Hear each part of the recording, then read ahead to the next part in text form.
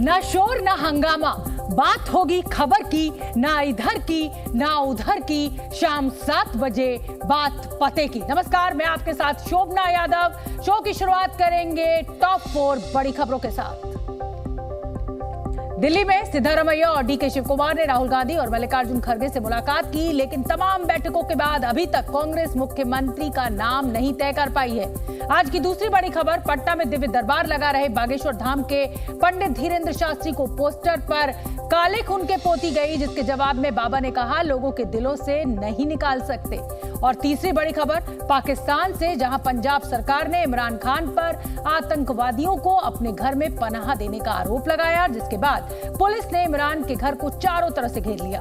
और तलाक से जुड़े एक मामले की सुनवाई के दौरान सुप्रीम कोर्ट ने कहा कि इन दिनों तलाक के ज्यादातर मामले प्रेम विवाह से जुड़े हुए हैं।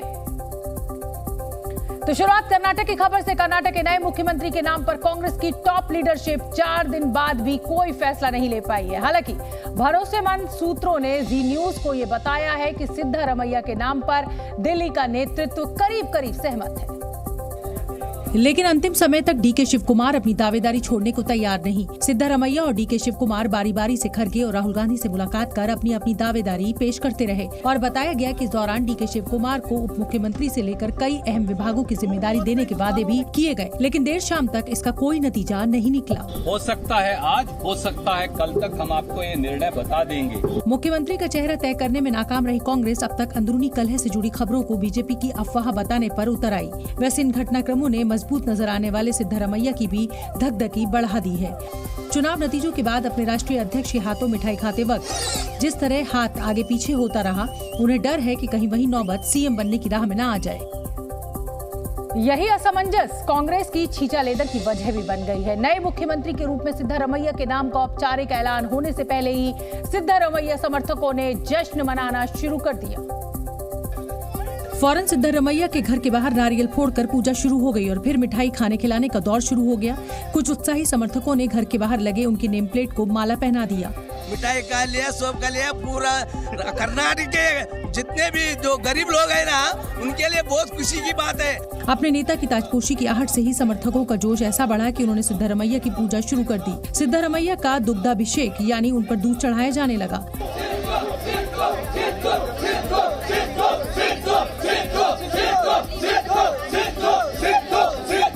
सिद्धारमैया को भगवान मानने वाले समर्थक भूल गए सिद्धारमैया नास्तिक हैं जो खुद भगवान को नहीं मानते। समर्थक भूल गए कि इससे पहले मुख्यमंत्री पद की शपथ लेते वक्त उनके नेता ने भगवान के नाम पर शपथ न लेकर सच्चाई के नाम पर पद और गोपनीयता की शपथ ली थी। अपने नेता के मुख्यमंत्री बनने का रास्ता साफ होने की खबर पर सिद्धारमैया के समर्थकों का ऐसा जोश दिखना ही था। चुनाव नतीजों के ऐलान के बाद से ही समर्थकों ने उन्हें मुख्यमंत्री मान लिया था। बीते 3 दिनों से दिल्ली में जो हलचल थी और यहाँ से जो खबरें निकल रही थी, उसने भी सिद्धारमैया के समर्थकों को उत्साहित कर दिया। जो मेरे सोर्सेज एक तरफ ये जरूर बता रहे हैं कि सिद्धारमैया का नाम फाइनल हो गया, उनके नाम पर मुहर लग चुकी है। एक दिन पहले मल्लिकार्जुन खड़गे के घर चली बैठकों के दौर के बाद सिद्धारमैया को मुस्कुराने की वजह मिल चुकी थी। आज सुबह जब राहुल गांधी से मिलने के लिए सिद्धारमैया होटल से निकले तो समर्थकों ने मान लिया कि अब उनके नाम पर मुहर लगने की औपचारिकता भर बाकी है। सोनिया गांधी के घर 10 जनपद पर राहुल और सिद्धारमैया के बीच करीब 40 मिनट तक बातचीत हुई। इस बातचीत के बाद बेंगलुरु में सिद्धारमैया समर्थक खुलकर जश्न मनाते दिखे। हालांकि सिद्धारमैया के समर्थकों से लेकर पूरे देश की नजर दिल्ली पर टिकी रही, जहां खड़गे के घर और 10 जनपद पर पूरे दिन हलचल रही और इसका असर कर्नाटक में ही 2 अलग-अलग खेमों में भी दिखा। एक तरफ सिद्धारमैया का खेमा उत्साहित हो गया और उनके नाम के औपचारिक ऐलान से पहले ही बेंगलुरु में हलचल तेज हो गई। शपथ ग्रहण के लिए कांथीरावा स्टेडियम को सजाने, संवारने और लाइटिंग के इंतजाम होने लगे। बताया तो यहाँ तक गया कि खबर नहीं होने के बावजूद गवर्नर ने नाम आने पर कभी भी शपथ दिलाने की तैयारी कर ली है। गवर्नर हाउस अपनी तरफ से पूरी तरह से तैयार है। सब लोगों की छुट्टी कैंसिल कर दी गई है। हालांकि इन तैयारियों के बीच रेस में पिछड़ते डीके शिव कुमार का खेमा भी उम्मीदों का दामन छोड़ने को तैयार नहीं दिखा। डीके शिव कुमार के समर्थक उनके घर के पास स्थानीय परंपरा के मुताबिक पूजा पाठ करते दिखे। इस दौरान भगवान के आशीर्वाद के लिए शिव कुमार के पोस्टर के सामने नारियल फोड़ने का सिलसिला भी चल पड़ा। बेंगलुरु में डीके शिव कुमार के समर्थक उनकी ताजपोशी के लिए भगवान से मन्नत मांगते हुए दिखे, तो दिल्ली में मल्लिकार्जुन खड़गे के घर से लेकर 10 जनपद तक शिव कुमार की परिक्रमा चलती रही। और इस दौरान कांग्रेस के दोनों दिग्गज नेताओं के घरों के बाहर डीके शिव कुमार के समर्थकों का जमावड़ा शुरू हो गया। इन दिनों सोनिया गांधी के घर 10 जनपद पर रहने वाले राहुल से मिलने नेताओं की आवाजाही लगी रही और हर गाड़ी के वहां पहुंचते ही डीके शिव कुमार के समर्थक अपने नेता का नाम लेकर समर्थन जताते दिखे। चूंकि समर्थकों को पता चल चुका था कि सिद्धारमैया से मुलाकात के बाद राहुल गांधी डीके शिव कुमार से मिलने वाले हैं, इसलिए समर्थक 10 जनपद पर उनसे पहले ही पहुंच गए। 10 जनपद पर अंदर अपने भाई और कांग्रेस नेता डीके सुरेश के साथ शिव कुमार थे तो बाहर उनके समर्थक। हाथों में डीके शिव कुमार के पोस्टर और जुमा पर उनके नाम के नारे से समर्थक आलाकमान तक अपनी बात पहुंचाते दिखे। असल में कर्नाटक की सत्ता में कांग्रेस की वापसी की बड़ी वजह डीके शिव कुमार की मेहनत को माना जाता है और इसीलिए डीके शिव कुमार के समर्थक इस बार राज्य की बागडोर उन्हीं के हाथ में देखने की मांग करने लगे। लेकिन कांग्रेस में सत्ता मिलने के बाद ताजपोशी के लिए घमासान हर बार इस तरह होता रहा है। ये कांग्रेस की परंपरा में बदल गया है। नतीजों के बाद दिल्ली दरबार की परिक्रमा का चलन में बदलना आम हुआ तो डीके शिव कुमार भी राहुल और खरगे के घर की परिक्रमा करते दिखे। राहुल से मुलाकात के बाद शिव कुमार खरगे के घर पहुंचे तो मीडिया ने उनसे बात करने की कोशिश की, लेकिन शिव कुमार की गाड़ी बिना रुके आगे बढ़ गई। बाहर समर्थक डीके की जगह सिद्धारमैया को तरजीह दी जाने पर सवाल उठाते दिखे। ऑलरेडी उनका सीएम सीट बन चुका है ऑलरेडी 5 साल, क्यों फिर अधिकार उनका देने का? आलाकमान से कुछ इसी तरह की अपील उनके भाई डीके सुरेश भी करते सुनाई पड़े। We are requesting High Command to consider the request of DK Shiv Kumar. जब दिल्ली में सिद्धारमैया और डीके शिव कुमार के नाम पर असमंजस बना और आलाकमान किसी फैसले का ऐलान नहीं कर पाए, तब कांग्रेस से कुछ और दावेदार सामने आने लगे। इन दावेदारों ने खुद को तीसरे विकल्प के रूप में पेश करने की भी कोशिश की और तीसरे विकल्प के रूप में खुद को पेश करने वालों में सबसे आगे जी परमेश्वर नजर आए, जिनके समर्थन में एक दिन पहले कुछ लोग नारेबाजी करते हुए सड़क पर उतरे थे। कर्नाटक कांग्रेस के अध्यक्ष रह चुके जी परमेश्वर की पहचान दलित नेता की तो रही ही है। साथ ही कर्नाटक में कांग्रेस सरकार के दौरान वो गृह मंत्री भी रह चुके हैं, इसलिए अपनी दावेदारी को लेकर वो खुलकर सामने आ गए। Nobody will refuse the chief ministership. If I am offered, certainly I will take the responsibility. It is up to the high command. मुख्यमंत्री पद को लेकर खींचतान लंबी होने लगी तो कई गड़े मुर्दे उखाड़े जाने लगे और बदले माहौल में कर्नाटक में सत्ता से बेदखल होने वाली बीजेपी को कांग्रेस पर तंज कसने का मौका मिल गया। हालांकि इसका मौका भी बीजेपी को कांग्रेस ने ही दिया, जिसके नेताओं ने कांग्रेस और जेडीएस की गठबंधन की सरकार के गिरने की वजह सिद्धारमैया को ठहराना शुरू कर दिया। हालांकि इस मामले ने तूल पकड़ा तो मीडिया ने सिद्धारमैया की प्रतिक्रिया जाननी चाहिए, लेकिन इस नाजुक मोड़ पर सिद्धारमैया ने मुंह बंद रखना ही बेहतर समझा।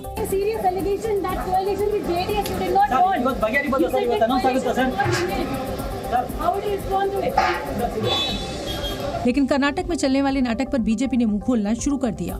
सरकार रचने ಮಾಡಿ ಅವರು ಹೇಳಿದಂತ ಗ್ಯಾರಂಟಿಗಳನ್ನು ಅನುಷ್ಠಾನಕ್ಕೆ ತರ್ತಾರೆ ಅಂತ ಹೇಳಿ प्रधानमंत्री मोदी 19 मई को जापान का दौरा करेंगे।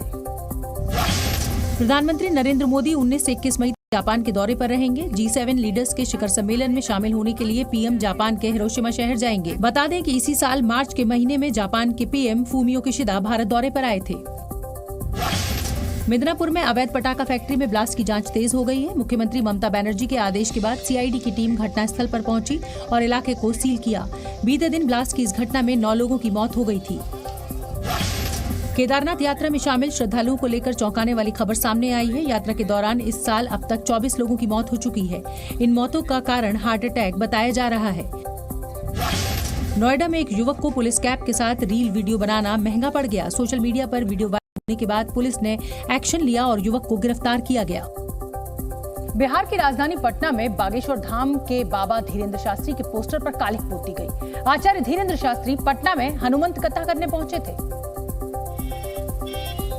लिहाजा पटना में कई जगहों पर बागेश्वर धाम के आचार्य धीरेन्द्र शास्त्री के पोस्टर्स लगाए गए थे, लेकिन डाक बंगला चौराहे पर लगे पोस्टर्स पर कालिख पोत दी गई। इतना ही नहीं, उस पर आपत्तिजनक शब्द भी लिख दिए गए। पटना के इनकम टैक्स चौराहा और दूसरे इलाकों में लगे आचार्य धीरेन्द्र शास्त्री के पोस्टर्स पर कालिख पोत दी गई। एक वीडियो वायरल हो रहा है जिसमें एक शख्स पोस्टर पर स्प्रे पेंट से आपत्तिजनक शब्द लिखता दिख रहा है। हालांकि अभी किसने की है ये साफ नहीं हुआ है, लेकिन चूंकि चारों ओर सीसीटीवी कैमरेज लगे हैं तो पुलिस के पास जब कंप्लेंट जाएगी तो पुलिस इसको खंगालेगी जरूर। शरारती तत्वों की इस करतूत से बागेश्वर धाम के सरकार धीरेन्द्र शास्त्री के समर्थकों में काफी आक्रोश है।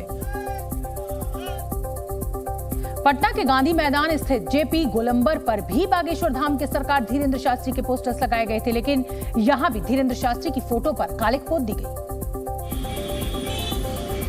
इतना ही नहीं, आचार्य धीरेन्द्र शास्त्री के जेपी गोलंबर पर लगे पोस्टर पर आपत्तिजनक शब्द लिख दिए गए, लेकिन जैसे ही पटना पुलिस को शहर में लगे पोस्टर्स पर कालिख पोते जाने की खबर मिली, उन्होंने इन पोस्टर्स को हटाना शुरू कर दिया। मीडिया के पहुंचते ही पुलिस पोस्टर्स को अपनी जिप्सी में लेकर थाने चली गई। बाद में कोतवाली थाने से सिविल ड्रेस में आकर टीम ने फिर से पोस्टर्स उतारना शुरू किया। ये कोतवाली थाना के सब इंस्पेक्टर हैं और जो यहाँ पर सिविल वर्दी में आए हैं और सिविल वर्दी में आके ये यहाँ पर उसको हटा रहे हैं पोस्टर को। पुलिस ने कहा कि पूरे मामले की जांच की जाएगी। जांच कौन करेगा? थाना स्तर से होगा, जांच किया जाएगा, कार्रवाई की जाएगी। पुलिस फिलहाल सीसीटीवी फुटेज के आधार पर आरोपियों की पहचान कर रही है। बाबा बागेश्वर की पटना यात्रा विवादों से भरी रही, लेकिन इसके बावजूद बिहार छोड़ने से पहले उन्होंने ऐलान किया कि चाहे कोई भी मुश्किल आए वो यहाँ आते रहेंगे। इसका ऐलान बागेश्वर सरकार ने पटना में हनुमंत कथा के मंच से किया। उन्होंने कहा कि कोई भी तूफान उन्हें रोक नहीं सकता। तो हम तो आज जा रहे हैं, लेकिन ये वादा करके जा रहे हैं कि हम आते रहेंगे, चाहे लाख तूफान आ जाएं, हनुमान जी की गति रुकने वाली रही है। हो धीरेन्द्र शास्त्री ने भोजपुरी में लोगों का हालचाल पूछा। रउआ का हाल बानी? ठीक बा हो? सब आनंद है? जुग जुग जिया। धीरेन्द्र शास्त्री के सितंबर के महीने में फिर से बिहार आने का कार्यक्रम है। बागेश्वर धाम के पीठाधीश्वर धीरेन्द्र शास्त्री की हनुमंत कथा को सुनने और उनके दर्शन के लिए पटना में भारी संख्या में श्रद्धालु जुटे। जिस वजह से तरेत पाली गांव में बना हनुमंत कथा का पंडाल पूरी तरह से भरा दिखा। इतना ही नहीं, जब आचार्य धीरेन्द्र शास्त्री पटना के होटल से तरेत पाली के लिए निकले तो उन्हें देखने के लिए भारी भीड़ जमा हो गई। सड़कों पर जब उनका काफिला गुजर रहा था तो लोग उन्हें अपनी पर्ची थमा रहे थे।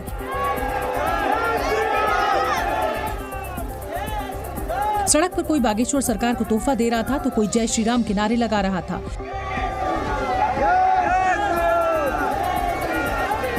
भीड़ की वजह से कुछ देर के लिए धीरेन्द्र शास्त्री का काफिला कुछ देर रोकना भी पड़ा। बागेश्वर सरकार के समर्थकों ने जहां उनके हिंदू राष्ट्र वाले बयान का समर्थन किया, वहीं पोस्टर पर कालिख पोते जाने का विरोध भी जताया। उनसे काली पोतने से कोई कुछ होने जाना नहीं है। हम लोग दिल में बस गया बाबा और दिल से अब उतरेगा नहीं। बाबा आए हैं, बाबा प्रवचन सुना रहे हैं, कथा सुना रहे हैं हनुमान जी का, इसमें क्या दिक्कत है?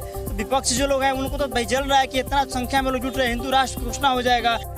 समर्थकों का कहना है कि जब भी धीरेन्द्र शास्त्री पटना आएंगे वो दर्शन के लिए जरूर पहुंचेंगे। पटना में बागेश्वर धाम की सरकार धीरेन्द्र शास्त्री के दर्शन के लिए नेताओं और अभिनेताओं का भी तांता लगा। भोजपुरी अभिनेत्री अक्षरा सिंह बाबा बागेश्वर के दरबार में पहुंच गई और बाबा बागेश्वर से मुलाकात का वीडियो अभिनेत्री अक्षरा सिंह ने अपने इंस्टाग्राम पर शेयर किया। वीडियो में अक्षरा सिंह बाबा बागेश्वर के सामने गीत गाती दिखी। अक्षरा ने कहा है कि जिनको दुनिया सुनने के लिए बेताब है, उन्होंने मुझे सुन लिया, बहुत बड़ी बात है।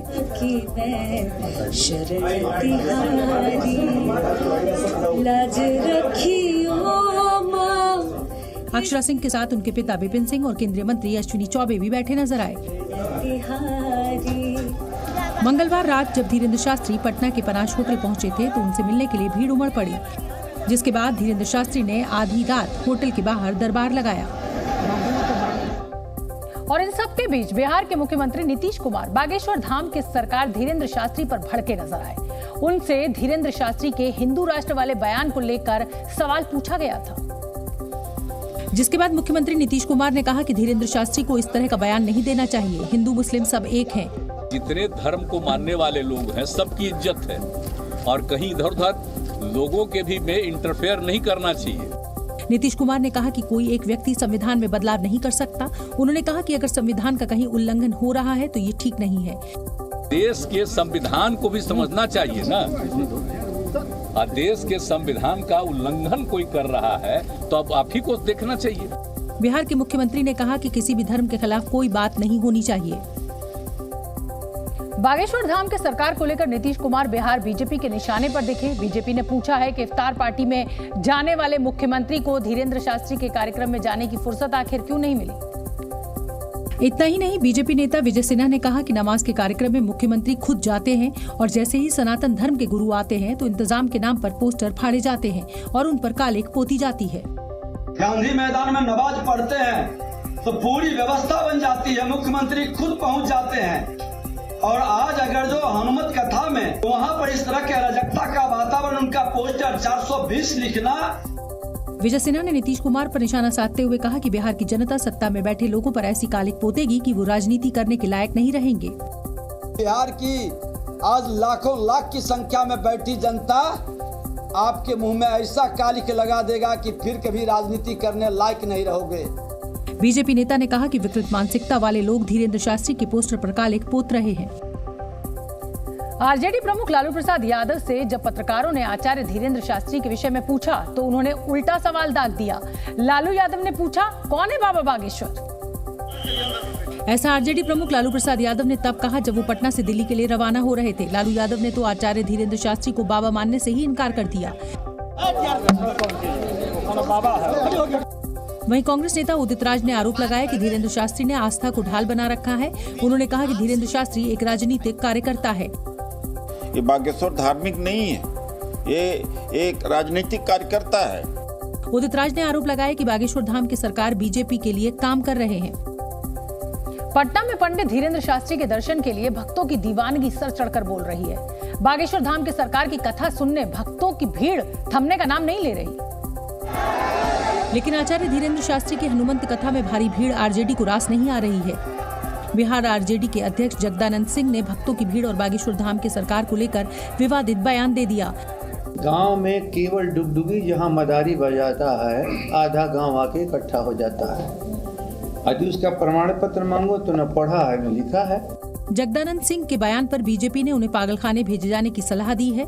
आरजेडी के प्रदेश अध्यक्ष जगदानंद सिंह कहते हैं कि बाबा बागेश्वर की जगह जेल में है तो जगदानंद सिंह की जगह पागलखाने में है।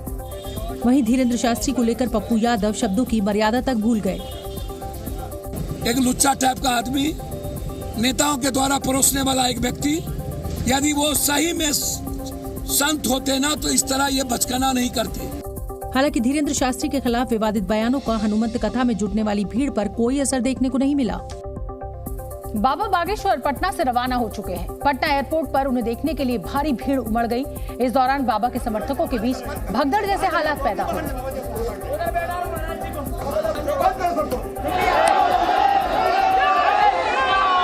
और ये देखिए, जो पुलिस की टीम है, बहुत मशक्कत उनको करनी पड़ी।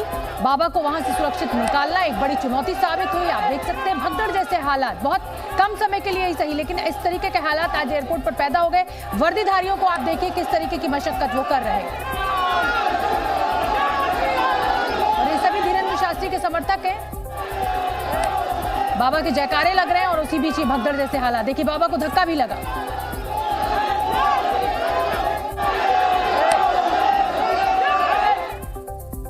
आगे बढ़ेंगे और रुख अगली खबर का। असम सरकार ने राज्य के सभी पुलिसकर्मियों को जल्द से जल्द फिट होने का अल्टीमेटम दे दिया है। साथ ही ये भी कहा है कि अगर तय समय के अंदर पुलिसकर्मियों ने अपना वजन नहीं घटाया तो उनको रिटायर कर दिया जाएगा। फिटनेस परखने के लिए सभी पुलिस वालों का BMI यानी बॉडी मास इंडेक्स टेस्ट किया जाएगा। इस टेस्ट में जो पुलिस वाले अनफिट पाए जाएंगे उनको वजन घटाने और फिटनेस हासिल करने के लिए 3 महीने का वक्त दिया जाएगा। 3 महीने बाद यानी अगस्त के महीने में असम के सभी पुलिसकर्मियों का दोबारा फिटनेस टेस्ट कराया जाएगा। जो पुलिसकर्मी तब तक फिट नहीं हुए उनको अपनी फिटनेस साबित करने के लिए 3 महीने का और वक्त दिया जाएगा। और इसके बाद भी अगर कोई पुलिस वाला अनफिट पाया गया तो उसको रिटायरमेंट दे दिया जाएगा। इस पूरी प्रक्रिया में सबसे पहले असम पुलिस के प्रमुख यानी DGP का फिटनेस टेस्ट होगा। उसके बाद IPS अफसरों और दूसरे पुलिसकर्मियों का BMI टेस्ट होगा। BMI फिटनेस जांचने का साइंटिफिक तरीका है जो शरीर की लंबाई और वजन के अनुपात के आधार पर बताता है कि कोई व्यक्ति फिट है या फिर नहीं। फिट व्यक्ति का BMI स्कोर 18.5 से 24.9 के बीच होता है। लेकिन अगर किसी का स्कोर 30 से ज्यादा है तो इसका मतलब ये हुआ कि उसका वजन ज्यादा है और वो अनफिट है। हालांकि जो पुलिसकर्मी बीमार हैं या किसी मेडिकल प्रॉब्लम की वजह से अनफिट पाए गए हैं उनको छूट दी जाएगी। माफिया मुख्तार अंसारी को गाजीपुर कोर्ट ने बड़ी राहत दी है। मुख्तार अंसारी को गाजीपुर की एमपी एमएलए कोर्ट ने अटेम्प्ट टू मर्डर में दोष मुक्त करार दे दिया है। साल 2009 में मीर हसन नाम के शख्स ने मुख्तार पर उसकी हत्या की कोशिश का आरोप लगाया था। यूपी के संत कबीर नगर से हैरान कर देने वाला वीडियो सामने आया है। बेकाबू कार ने सड़क पर खड़ी कई बाइक को टक्कर मार दी, साथ ही इस दुकान को रौंदते हुए भी आगे निकल गई। हालांकि इस हादसे के दौरान एक राहगीर की जान बाल बाल बच गई। मध्य प्रदेश के सतना जिले में वर्दीधारी पुलिस अफसर बाराती बनकर पहुंचे। दरअसल एक कैदी को शादी के लिए जेल से छूट दी गई और दूल्हा पुलिस के साथ लड़की के घर पहुंचा। विवाह संपन्न होने के बाद दूल्हे को वापस जेल भेज दिया गया। सीआईडी फेम और मशहूर अभिनेता शिवाजी साटम ने उज्जैन में बाबा महाकाल के दर्शन किए। उन्होंने गर्भगृह में जलाभिषेक किया और नंदी हॉल में थोड़ी देर बैठकर ध्यान भी लगाया। बिहार की सियासत में इन दिनों एक मटन पार्टी खूब चर्चा में है। मुंगेर में जेडीयू के राष्ट्रीय अध्यक्ष ललन सिंह ने कार्यकर्ताओं को मटन पार्टी क्या दे दी कि अब ये सियासी मुद्दा बन गया है। लेकिन विवाद का कारण मटन पार्टी नहीं बल्कि बिहार बीजेपी नेता विजय सिन्हा का वो बयान है जिसमें उन्होंने पार्टी के बाद मुंगेर शहर में स्ट्रीट डॉग्स गायब होने का आरोप लगाया। बीजेपी नेता विजय सिन्हा ने जेडीयू पर गंभीर आरोप लगाते हुए कहा कि पार्टी में किन किन जानवरों का मांस खिलाया गया है, इसकी जांच होनी चाहिए। शहर के अंदर कुत्ते क्यों गायब हो गए, इसका भी जांच कराइए। वहीं बिहार बीजेपी के अध्यक्ष सम्राट चौधरी ने जेडीयू की पार्टी में शराब परोसे जाने का भी आरोप लगाया। ये जनता दल यूनाइटेड अनोखी पार्टी है जिसने सार्वजनिक तौर पर खुले मन से नीतीश बाबू के नेतृत्व में शराब, मटन और चावल की व्यवस्था किया। हालांकि बीजेपी के आरोपों पर जेडीयू ने भी पलटवार किया। मटन पार्टी के बाद विवादों में घिरी जेडीयू ने बीजेपी से शराब परोसे जाने का सबूत मांगा। जेडीयू ने चेतावनी दी कि अगर सबूत नहीं दिखाया तो मानहानि का मुकदमा करेंगे। और सिर्फ जेडीयू ही नहीं बल्कि कांग्रेस ने भी मटन पार्टी में शराब परोसे जाने का वीडियो जारी करने को कहा। कांग्रेस ने नीतीश सरकार से अपील की कि अगर बीजेपी सबूत पेश नहीं करती तो सम्राट चौधरी और विजय सिन्हा पर कार्रवाई होनी चाहिए। साबित करे सम्राट चौधरी जी हमारे प्रदेश अध्यक्ष भारतीय जनता पार्टी नहीं करते हैं, मतलब कड़ी से कड़ी कार्रवाई होनी चाहिए। बिहार के मंत्री श्रवण कुमार ने भी बीजेपी नेता विजय सिन्हा पर तीखा हमला बोला और पार्टी के बाद शहर से कुत्तों के गायब होने वाले दावे को खारिज कर दिया। अब बताइए, इस तरह का बयान किसी भी पॉलिटिकल पार्टी के नेता को देना चाहिए? दरअसल मुंगेर में 14 मई को जेडीयू के अध्यक्ष ललन सिंह ने कार्यकर्ताओं के लिए मटन पार्टी का आयोजन किया था। इस भोज में करीब 30,000 लोगों को आमंत्रित किया गया था, लेकिन यहाँ इतनी भीड़ आ गई कि पुलिस को लाठीचार्ज कर लोगों को खदेड़ना पड़ा था। इस पार्टी के बाद से ही बीजेपी नेता जेडीयू पर गंभीर आरोप लगा रहे हैं। सुप्रीम कोर्ट ने तलाक के एक मामले में सुनवाई के दौरान लव मैरिज यानी प्रेम विवाह के बारे में एक बड़ी टिप्पणी की है।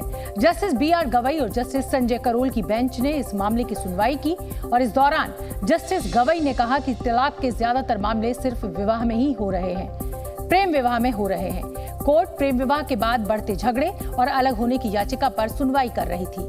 कोर्ट की तरफ से ये टिप्पणी तब की गई जब वकीलों ने बताया कि उनके मुवक्किलों का प्रेम विवाह हुआ है। कोर्ट ने पति पत्नी को इस मामले में मध्यस्थता का प्रस्ताव भी दिया, लेकिन पति ने मध्यस्थता के प्रस्ताव का विरोध किया। इसके बाद कोर्ट ने कहा कि पति की सहमति के बिना तलाक को मंजूरी दी जा सकती है।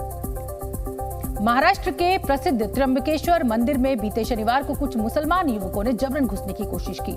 उनके पास हरी चादर भी थी जो वो मंदिर में चढ़ाने के मकसद से लाए थे। और जो तस्वीरें सामने आई उसमें कुछ लोग टोपी पहने सिर पर चादर लेकर मंदिर के अंदर घुसते नजर आए। इस दौरान मुस्लिम समुदाय के लोग मंदिर में प्रवेश करते हुए पूरे सीन का बाकायदा वीडियो भी बना रहे थे।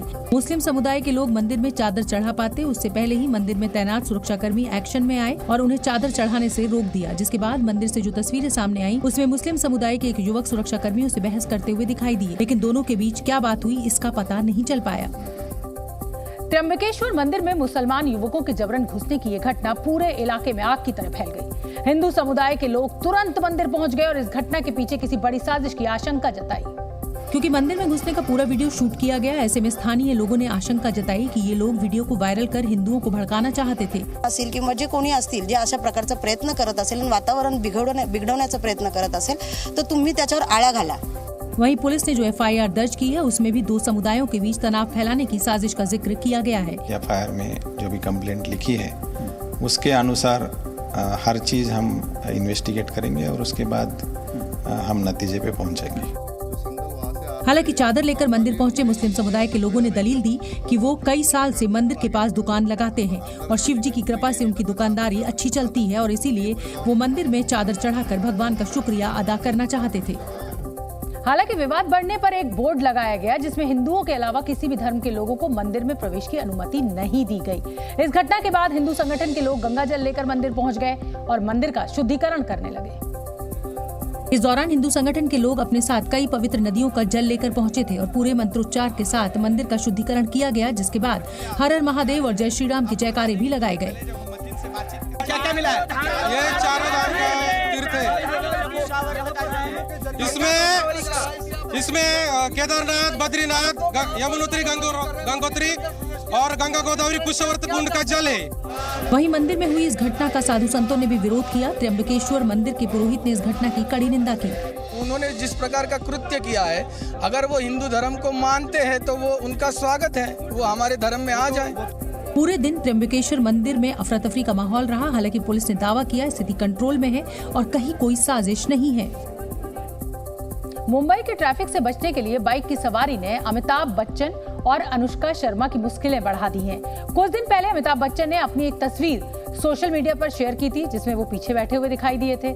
अमिताभ बच्चन बाइक चला रहे शख्स का शुक्रिया जताते हुए उन्होंने लिखा था कि उस शख्स ने उनको ट्रैफिक जाम में फंसे बिना लोकेशन पर जल्दी पहुंचा दिया। सोशल मीडिया पर कई यूजर्स ने हेलमेट नहीं लगाने पर अमिताभ बच्चन की खिंचाई की थी और मुंबई पुलिस को टैग करते हुए एक्शन लेने की मांग की थी। सोशल मीडिया पर ट्रोलिंग बढ़ी तो अमिताभ बच्चन ने सफाई दी कि वो बाइक से कहीं गए नहीं थे, बस शूटिंग के दौरान थोड़ी मस्ती कर रहे थे। वहीं अमिताभ बच्चन के बाद एक्ट्रेस अनुष्का शर्मा भी ट्रैफिक से बचने के लिए एक बाइक पर बैठकर जाती नजर आई थी। तब भी बाइक चला रहे व्यक्ति और अनुष्का शर्मा में से किसी ने भी हेलमेट नहीं पहना हुआ था। सोशल मीडिया पर शिकायत के बाद मुंबई ट्रैफिक पुलिस ने ट्विटर पर लिखा कि बाइक चलाने वाले और पीछे बैठी महिला के खिलाफ कानूनी कार्रवाई की जाएगी। रूस से कच्चा तेल खरीदने को लेकर यूरोपीय संघ ने भारत पर बैन लगाने की बात कही है। विदेश मंत्री एस जयशंकर ने रूसी तेल खरीदने के मुद्दे को लेकर यूरोपीय संघ पर पलटवार किया। जयशंकर ने कहा कि अगर रूस का कच्चा तेल किसी तीसरे देश में रिफाइन किया जा रहा है तो उसे रूसी तेल नहीं समझा जा सकता। रूस और यूक्रेन के बीच भीषण युद्ध जारी है। रूस के रक्षा मंत्रालय ने एक नया वीडियो जारी कर यूक्रेन के खिलाफ जारी अपने ऑपरेशन की जानकारी दी है। रूस ने यूक्रेन के एक Su-25 लड़ाकू विमान को मार गिराने का भी दावा किया। अमेरिका के पोर्टलैंड शहर में एक अपार्टमेंट बिल्डिंग में भीषण आग लग गई। लोगों को रेस्क्यू करने के बाद अब आग लगने की वजह का पता लगाया जा रहा है। इटली में भारी बारिश के बाद बाढ़ के हालात बन गए हैं। बाढ़ की वजह से 3 लोगों की जान चली गई। वहीं स्थानीय प्रशासन ने उत्तरी इटली में रह रहे 900 लोगों को सुरक्षित जगह जाने की अपील की है। पाकिस्तान की सेना इमरान खान के खिलाफ है तो वहीं अदालतें लगातार उनके हक में फैसला सुना रही हैं। इस्लामाबाद हाई कोर्ट ने इमरान खान को एक और बड़ी राहत दी। इस्लामाबाद हाईकोर्ट ने 9 मई के बाद उनके खिलाफ दर्ज केसेस में किसी भी तरह की गिरफ्तारी की रोक को 31 मई तक बढ़ा दिया है। दरअसल इससे पहले अदालत ने इमरान खान की 17 मई तक किसी भी केस में गिरफ्तारी पर रोक लगाई थी। बुधवार को अदालत की ये रोक खत्म हो रही थी जिससे दूसरे केसेस में उनकी गिरफ्तारी हो सकती थी, लेकिन सरकारी वकील ने कोर्ट को कहा कि उन्हें इमरान खान के खिलाफ और सबूत पेश करने के लिए वक्त चाहिए, जिसके बाद इस्लामाबाद हाईकोर्ट के चीफ जस्टिस मियां गुल हसन औरंगजेब ने सुनवाई की अगली तारीख 31 मई को मुकर्रर करते हुए तब तक इमरान खान को गिरफ्तार न करने के आदेश दिए। यही नहीं, अदालत ने पीटीआई के नेताओं मलिका बुखारी और अली मोहम्मद खान को रिहा करने का भी आदेश दिया, जिन्हें 9 मई की हिंसा के मामले में गिरफ्तार किया गया था। पाकिस्तान में विस्फोटक राजनीतिक हालात से उसके दोस्त देश चीन, सऊदी अरब और यूएई घबरा गए हैं। तीनों देश नहीं चाहते कि आर्मी चीफ आसिम मुनीर और इमरान खान के बीच जंग लंबी खिंचे, क्योंकि इन्होंने पाकिस्तान में भारी निवेश कर रखा है। लिहाजा सबसे पहले चीन ने पाकिस्तान को अपना घर सुधारने की सलाह दी। इसके बाद यूएई के राष्ट्रपति ने पाकिस्तान के आर्मी चीफ असीम मुनीर को फोन करके मध्यस्थता का प्रस्ताव दिया। असीम मुनीर ने इस प्रस्ताव को ठुकरा दिया। लिहाजा अब सऊदी अरब के प्रिंस मोहम्मद बिन सलमान ने अपने विशेष दूत को पाकिस्तान भेजा है। सऊदी अरब के उप गृह मंत्री डॉक्टर नसीर बिन अब्दुल अजीज अल दाऊद मंगलवार को पाकिस्तान पहुँच गए। पाकिस्तान सरकार का दावा है कि सऊदी दूत रोड टू मक्का प्रोजेक्ट पर समझौते के लिए पहुँचे हैं, लेकिन जानकारों का मानना है कि सऊदी प्रिंस ने इमरान और सेना के बीच विवाद को शांत करने के लिए अपने उपगृह मंत्री को भेजा है। अगर आप भी फिट रहने के लिए चीनी से परहेज कर रहे हैं और उसकी जगह आर्टिफिशियल या सिंथेटिक स्वीटनर्स का इस्तेमाल कर रहे हैं तो सावधान हो जाइए, क्योंकि WHO यानी वर्ल्ड हेल्थ ऑर्गेनाइजेशन ने अपनी ताजा रिपोर्ट में बताया है कि आर्टिफिशियल स्वीटनर्स मीठे जहर की तरह है।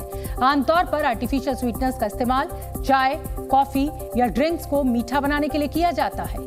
WHO के मुताबिक इनसे नौजवानों में टाइप 2 डायबिटीज और दिल की बीमारियों का खतरा बढ़ जाता है। आर्टिफिशियल स्वीटनर्स में कई तरह के केमिकल्स होते हैं जिनका इस्तेमाल खाने पीने की चीजों में मिठास बढ़ाने के लिए किया जाता है। WHO ने अपनी रिपोर्ट में यह भी बताया कि आर्टिफिशियल स्वीटनर्स 1 चम्मच चीनी से भी ज्यादा खतरनाक साबित हो सकते हैं, क्योंकि रोजाना इनका इस्तेमाल व्यक्ति के मेटाबॉलिज्म को कम कर देता है और मेटाबॉलिज्म कम होने से शरीर में इंसुलिन और ग्लूकोजेन का संतुलन बिगड़ने लगता है। आर्टिफिशियल स्वीटनर्स इंसान के खून में मौजूद शुगर लेवल को भी कंट्रोल करते हैं, जिससे इंसान को भूख ज्यादा लगती है और ज्यादा खाना खाने की वजह से इंसान का वजन घटने की बजाय बढ़ने लगता है। WHO का यह भी कहना है कि वजन कम करने के लिए आर्टिफिशियल स्वीटनर्स की जगह नेचुरल फ्रूट स्वीटनर्स का इस्तेमाल ज्यादा फायदेमंद है। रिपोर्ट के मुताबिक गर्भवती महिलाओं को आर्टिफिशियल स्वीटनर्स नहीं देने चाहिए, क्योंकि इसका बुरा प्रभाव मां और बच्चे दोनों पर पड़ सकता है। आगे बढ़ेंगे, बात प्रयागराज की करेंगे, जहां अतीक अशरफ हत्याकांड की जांच तेज हो गई है। अतीक हत्याकांड की जांच के लिए न्यायिक आयोग की टीम एक बार फिर प्रयागराज के कॉल्विन अस्पताल पहुंची। जुडिशियल टीम कई बार मेडिकल स्टाफ से पूछताछ कर चुकी है। कांग्रेस ने मणिपुर हिंसा के कारणों का पता लगाने के लिए फैक्ट फाइंडिंग टीम का गठन किया है। इसको लेकर मणिपुर के पूर्व सीएम ओकराम एबोवी सिंह ने आज पार्टी नेताओं के साथ मल्लिकार्जुन खड़गे से मुलाकात की। बाराबंकी में अवैध तरीके से गैस रिफिल करते वक्त एक बड़ा हादसा हुआ। रिफिलिंग के दौरान एक गाड़ी के सीएनजी टैंक में विस्फोट हुआ, जिसके बाद पूरे इलाके में अफरा तफरी मच गई। गनीमत रही कि इस हादसे में कोई घायल नहीं हुआ। लखनऊ में प्रशासन का बुलडोजर एक्शन जारी है। एलडीए ने आज ऑपरेशन अवैध के तहत कई अवैध कॉलोनियों को जमींदोज किया। नॉर्थ कोरिया के तानाशाह किम जोंग उन ने देश की पहली स्पाई सैटेलाइट का निरीक्षण किया। नॉर्थ कोरिया की सरकारी news agency Korean central news agency ने इससे जुड़ी कुछ तस्वीरें जारी की हैं। तस्वीरों में सैटेलाइट के आसपास किम जोंग और उनकी बेटी नजर आ रहे हैं। हालांकि इन तस्वीरों में सैटेलाइट साफ साफ नहीं दिख रहा है और न ही लोकेशन बताई गई है। नॉर्थ कोरिया की सरकारी न्यूज मीडिया एजेंसी KCNA के मुताबिक इस सैटेलाइट के जरिए अमेरिका और साउथ कोरिया की सैन्य कार्रवाई पर नजर रखी जाएगी। इससे पहले पिछले साल 18 दिसंबर को नॉर्थ कोरिया ने अपनी स्पाई सैटेलाइट की आखिरी फेज की टेस्टिंग की थी। तब इसके अप्रैल में लॉन्च होने की घोषणा की गई थी। हालांकि अब तक इसके लॉन्च की कोई तारीख सामने नहीं आई है। NIA ने देश के अलग अलग राज्यों में 100 से ज्यादा ठिकानों पर छापेमारी की है। ये छापेमारी गैंगस्टर्स और खालिस्तानी आतंकियों के नेटवर्क का पता लगाने के लिए हो रही है। इसके लिए सुबह से ही NIA की टीमें दिल्ली, NCR समेत देश के 7 राज्यों में छापे मार रही हैं। इन राज्यों में पंजाब, हरियाणा, राजस्थान, मध्य प्रदेश, उत्तराखंड और उत्तर प्रदेश शामिल हैं। बताया गया कि करीब 3 दर्जन मामलों में छापेमारी की गई है, जिसमें NIA का मेन फोकस पंजाब में था। यहाँ खालिस्तानी आतंकवादियों की मदद करने वाले आरोपी, ड्रग तस्कर और दूसरे बदमाशों की धरपकड़ के लिए 60 से ज्यादा जगहों पर NIA ने दबिश दी। पंजाब में ज्यादातर अमृतपाल से जुड़े ठिकानों पर रेड मारी गई है। NIA की टीम अमृतपाल से जुड़े नेटवर्क तक पहुंचने की कोशिश कर रही है और इसके लिए लखनऊ में भी दबिश दी गई। यहाँ एक खालिस्तानी समर्थक के घर पर छापेमारी की गई। इसके अलावा हरियाणा में नीरज बवाना गैंग के लोगों के घर पर भी रेड मारी गई। मध्य प्रदेश और राजस्थान में भी इसी तरह अलग अलग ठिकानों पर NIA ने छापेमारी की। भारतीय शेयर बाजार लगातार आज दूसरे दिन गिरावट के साथ बंद हुआ। शेयर बाजार में आज भारी गिरावट देखने को मिली। सेंसेक्स 372 पॉइंट से लुढ़क कर बंद हुआ। वहीं निफ्टी गिरकर 18,200 के नीचे आ गया। धूल भरी आंधी के बीच आज दिल्ली के कुछ इलाकों में हल्की बारिश हुई। मुराड़ी, सिविल लाइन, वजीराबाद समेत आसपास के इलाकों में बूंदाबांदी हुई। दिल्ली के कई इलाकों में AQI 400 के पार बना हुआ है। बिहार के बेगूसराय में पुलिस ने शराब माफियाओं के खिलाफ बड़ी कार्रवाई की। छापेमारी के दौरान पुलिस ने जमीन के नीचे छिपाई गई विदेशी शराब की कई बोतलें बरामद की। अमेरिका के राष्ट्रपति जो बाइडेन अगले हफ्ते ऑस्ट्रेलिया में होने वाली क्वाड बैठक में हिस्सा नहीं लेंगे और उनकी पापुआ न्यू गिनी की यात्रा भी स्थगित कर दी गई है। इसकी वजह है अमेरिका में कर्ज संकट के बीच कांग्रेस की कार्रवाई को लेकर होने वाली बैठक, जिसमें राष्ट्रपति बाइडेन का रहना जरूरी है। हालांकि बाइडेन इस हफ्ते जापान के हिरोशिमा में भारत, ऑस्ट्रेलिया समेत G7 समिट में शामिल होंगे। व्हाइट हाउस ने जानकारी देते हुए कहा कि बाइडेन जापान में G7 शिखर सम्मेलन में शामिल होने के बाद रविवार को वापस अमेरिका लौट जाएंगे। लेकिन सिडनी में होने वाली क्वाड बैठक में बाइडेन का आना मुश्किल है, जिसकी वजह से ऑस्ट्रेलिया के प्रधानमंत्री एंथनी अल्बनीज ने बैठक को टाल दिया है। इसकी सबसे बड़ी वजह है अमेरिका में जारी कर्ज का संकट। जानकारी के मुताबिक अगर अमेरिकी संसद कर्ज चुकाने को लेकर कोई कदम नहीं उठाती तो अमेरिका डिफॉल्टर घोषित हो सकता है। ऐसे में जापान में G7 सम्मेलन से लौटकर बाइडेन अमेरिका में कर्ज को लेकर बैठकों में शामिल होंगे ताकि डिफॉल्ट को रोकने के लिए तय समय में कार्रवाई की जा सके। कर्ज संकट के बीच अमेरिका के 3 बड़े बैंक पहले ही डिफॉल्टर घोषित किए जा चुके हैं। एडवेंचर स्पोर्ट्स के शौकीनों ने एक नया खेल ढूंढ निकाला है, ये वीडियो देखिए।